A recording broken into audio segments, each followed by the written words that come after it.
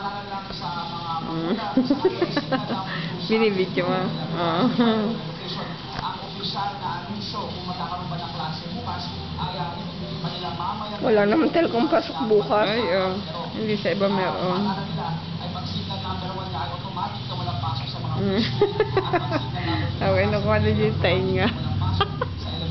Oo, nalupaan na. Maraming salamat, Jeff Canoy. At yun nga po ngayon ang katanungan ng marami, kung may pasok ba bukas ang mga paaralan o wala.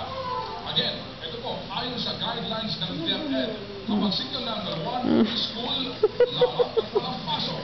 Kung signal number 2, walang pasok mula preschool, school, public at private, at walang pasok. Signal number 3, sa ngayon po, signal number 2 sa Kalakhang, Maynila, Metro Manila. Pwede pag ito magbago sa kalakaran po ng panahon, maya-maya nakaunti, meron pong pinakahuling update mula sa Pag-asa at 11 p.m. Paano kami wala na talagang pasok bukas? Sa DCMM, o kaya po Tapos na? ng Manila,